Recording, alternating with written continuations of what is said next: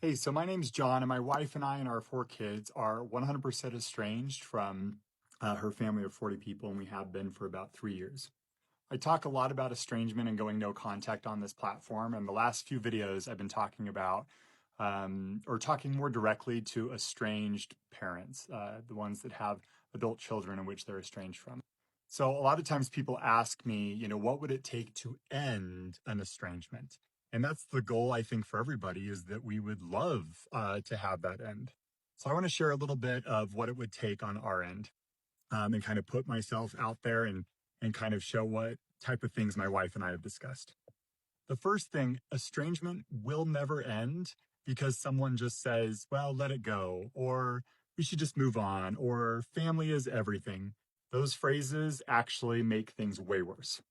For us, in our mentality, estrangement will end when the people who caused the harm do one thing first, and that is to take full, unconditional accountability. No excuses, no spiritual pressure, no rewriting history. They take actual ownership of what happened. After that, and this is the big one, they stop trying to control the narrative. So there's no more gossip, no more behind the scenes alliances, no more spinning the story to make themselves look like the victim. Repair only will begin when the family stops protecting their image and starts protecting the very people that they've hurt.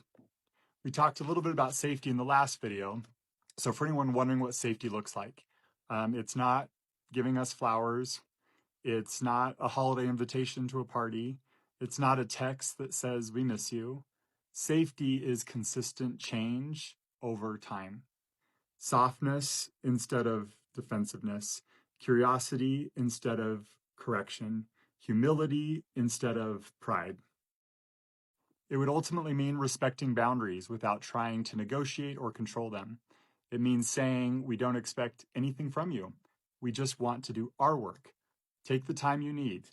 Most estranged people never hear that from their families. In all the situations I've seen, reconciliation doesn't begin with closeness. It begins with repair. And that comes from honesty and it comes from truth. And here's a big part that many families just simply refuse to accept, and that's why they stay estranged. You cannot rebuild a relationship while you're still hiding the very patterns that broke it in the first place. This is why we always recommend going to therapy. We know how challenging that is to kind of like unwire that and to try and heal it. But when a family is willing to truly stop the secrecy and admit the harm, own the generational patterns, and actually do the work, that is when the estrangement can end. It does not end through pressure. It does not end through guilt. It does not end by sending letters, demand letters, shame letters. It only comes through safety. That is the roadmap.